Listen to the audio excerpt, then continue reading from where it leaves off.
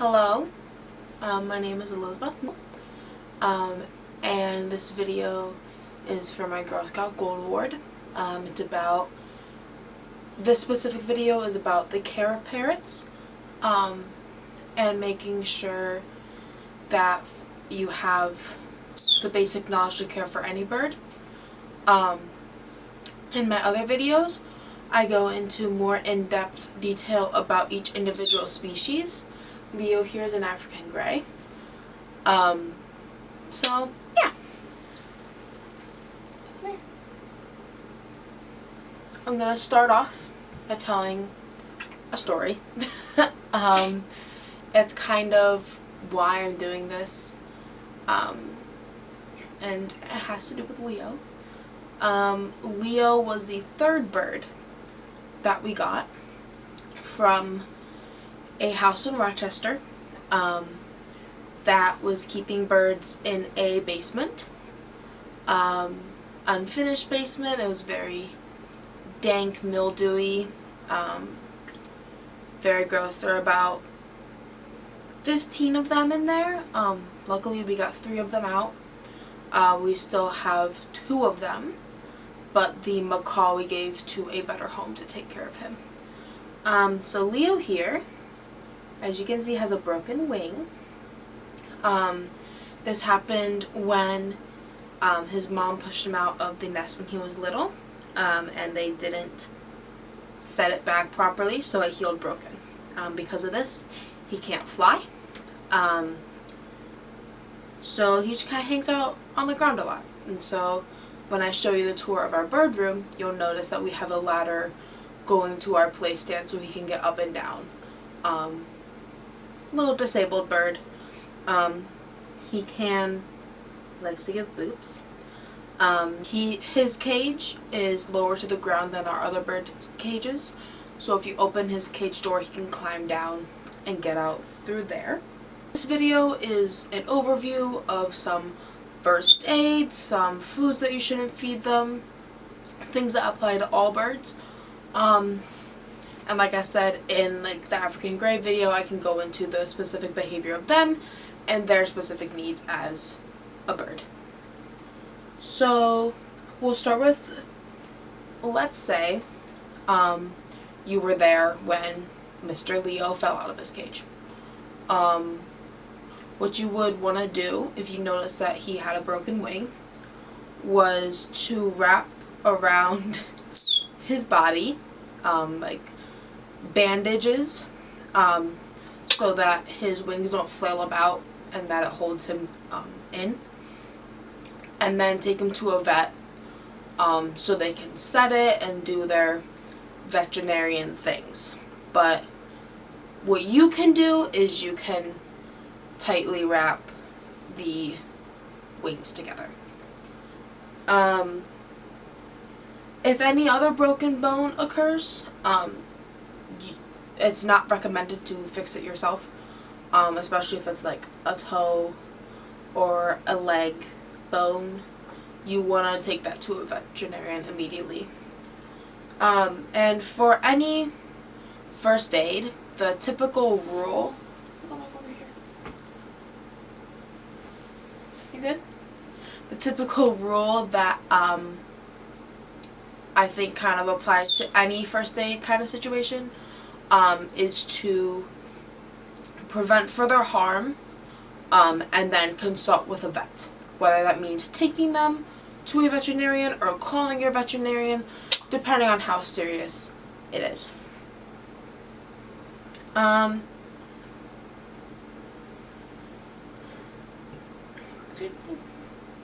If a broken blood feather occurs, this happens when a feather snaps, but it's still growing, so it's still getting blood supply.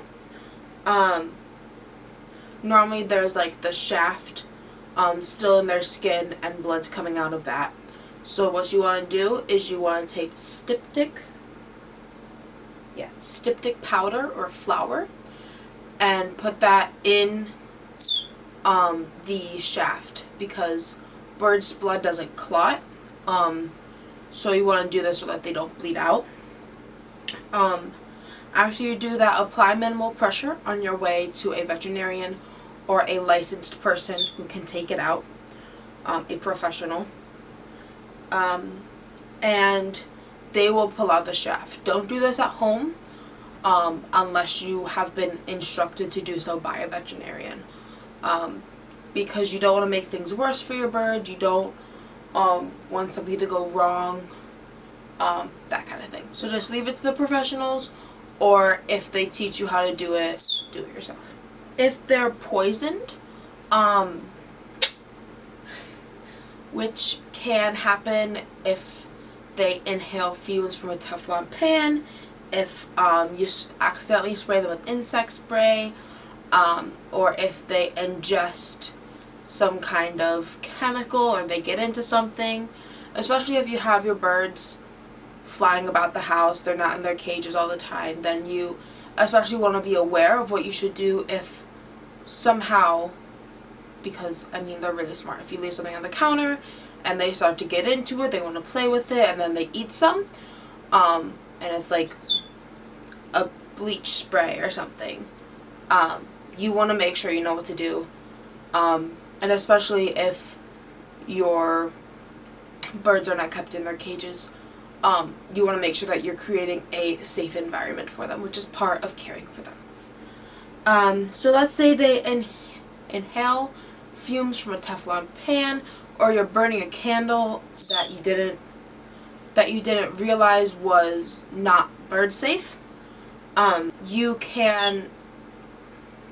What you should do is remove the bird from that area.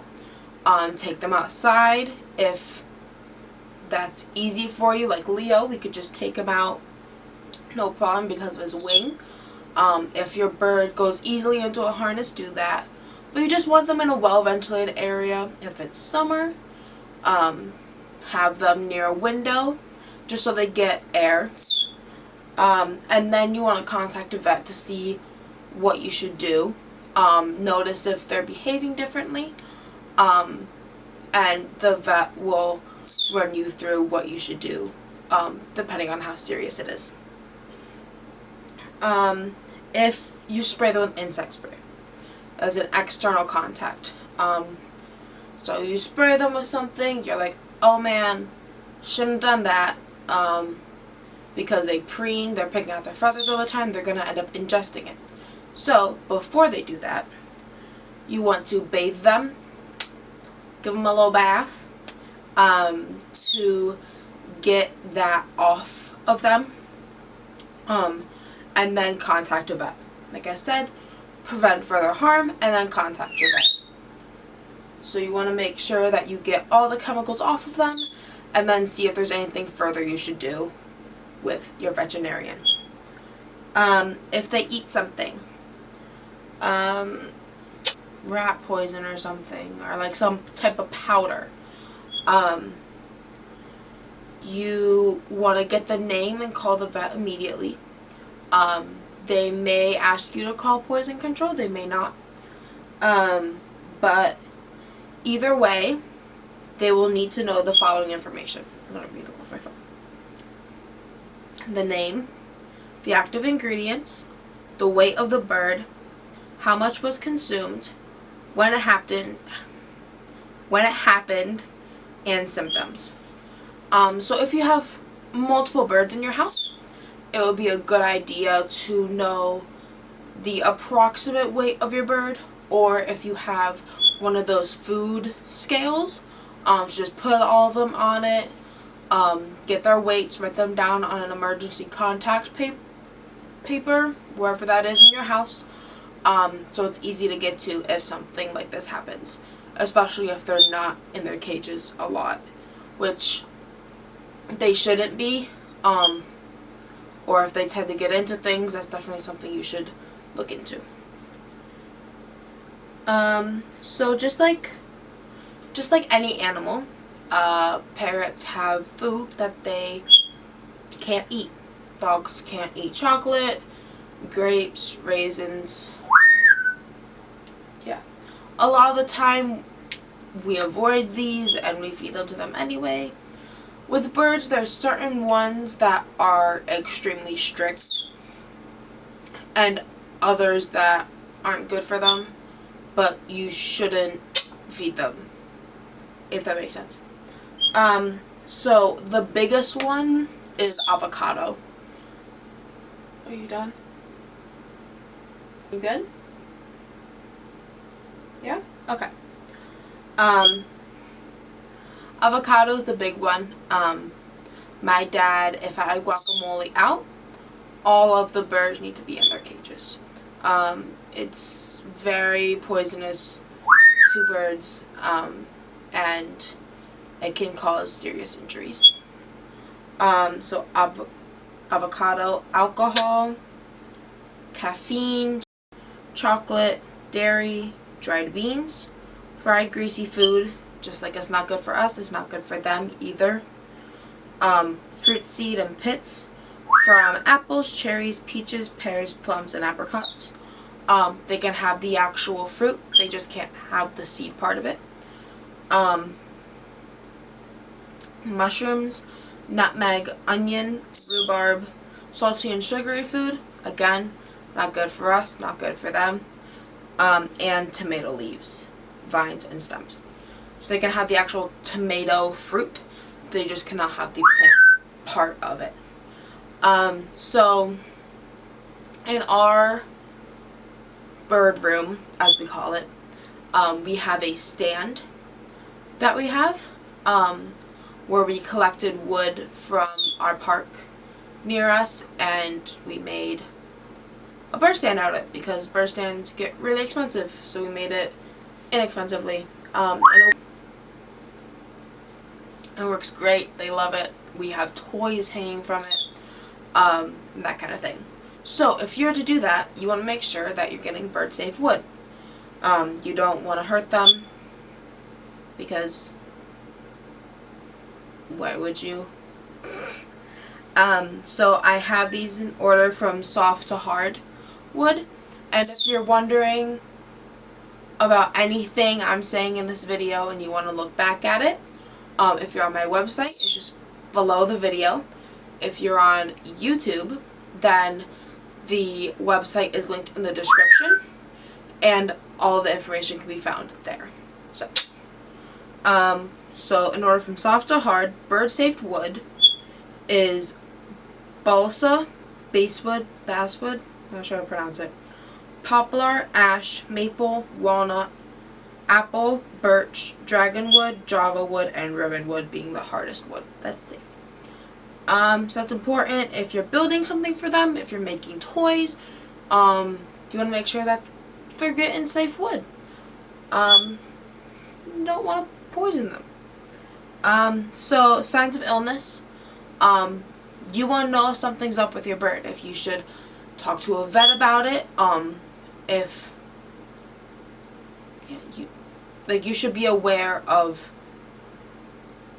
things that may indicate that your bird is sick. And a lot of these symptoms are for like a couple days, or like if it's like all day and like the next day you're like, oh no, they're still doing this, I will call your vet and see what you should do. But the signs of illness are decreased or excessive consumption, if they're eating a lot less than they normally are, if they're eating a lot more. Change in attitude, no response to stimuli, decreased activity, increased sleeping. So, Mr. Leo over here, come here, you're my example. Yeah, he dances.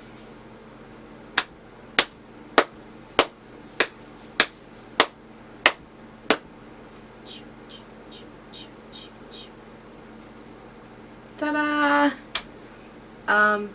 Yeah, he doesn't want to do it. Go back over there.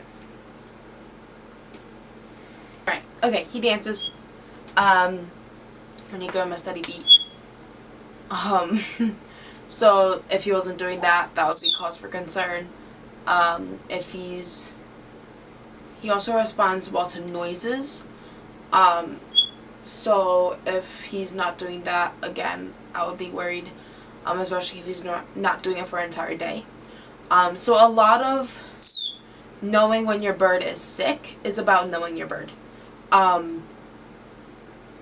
Yeah, just like any animal, they all have their individual personalities, and you need to be aware when their personality differs from usual. So also changing character of respiration. If there's noticeable breathing movement while they're resting, like their tail is bobbing. If there's heavy breathing after exercise and they're a very active bird, that's definitely cause for concern. And change in respiratory sounds. If you can hear it, if it sounds different. I mean, it's similar to people. I mean, when people get sick, we breathe differently because we're stuffed up, that kind of thing. Just watch out for that in your birds. Change in weight or body condition. I mean, if you look at your bird constantly and it seems like suddenly they've lost a lot of weight, I will call your vet and see what you should do, if you should bring them in, and they'll consult you on the specifics of what you should do. Also the change in the character of their droppings. If they're more water than they normally are, and this has been going on for like a day, again, call your vet, see what you should do. Change in appearance or posture. This includes ruffled feathers, weakness, inability to stand, sitting low on their perch, and dropping their wings. So if they're just kind of sluggish and they look like they're gonna fall asleep all the time, this has went on for like, it's been a day or two, call somebody, specifically a professional that can say if you should come in for an appointment, which is probably going to be the case, so they can look at them themselves and figure out what's wrong. You're pooping so much. Also, discharge from the eyes, nose, and mouth. If there's stuff coming out of their eyes, call your vet. It's kind of, I don't know. I mean, if there's anything different about your bird, you would want to talk to someone to make sure it's okay and that they're not sick or have something. So, yeah. So I'm going to go and show you our bird room so you get an idea of what it's like with 3 birds, kind of our setup, what we got going on, and yeah. This is Mr. Leo's cage. He has some toys, and he doesn't eat much, but we got peanuts back there. We got some waters. We just clean cages. And then that's a seed mix. You can see it, not really. And we got apples and him on top of the cage, hanging out. Oh, family. Hello! This is our bird stand. We have a ladder for disabled access. And these are all the branches. We have toys for them to mess around with. A bunch of bells. All sorts of things. And in these bowls we have some peanuts for a little snack. This is Toby Tubbs. He is our Amazon. He likes to chew. We don't have much in there now because he destroys it all. But it's in there. And that's his little nut bowl. And sometimes he gets vegetables. Toby Tubbs also has pellets because he likes to crunch them and he won't eat seeds because he's a picky little bird. Water. Always want to make sure you change their water every day. Baby B is our eclectus. We got some vegetables for her. Very elaborate branch perch action. Her rope swing. Do you want to say hi? We got this dog toy and she destroyed it. And she has seed as well. We got the food and toy station. We got pellets and seed, peanuts, Nutriberries, and squirrel food, because in that house that's what Leo was fed. And so we're working on giving him over to more seed diet. So that's what he eats. So we're mixing it together. We got little baby shopping carts with some twine for making some toys. We got pistachios and little measuring scoops. One of these little mimic me's that you can't see because, hold on. Mimic me, almonds, toys for reuse and recycling to make more toys, or they just didn't want them anymore. And yeah. Alright guys, I'm back. I hope you enjoyed the little bird room tour. I mean, just to help you get ideas about what your bird room should look like, or what to expect when you have multiple birds. That's kind of how our system is. Yeah, so if you ever are wondering if something's not good for your bird, or you're wondering if it is, if you're able to feed it, make sure you do your research beforehand.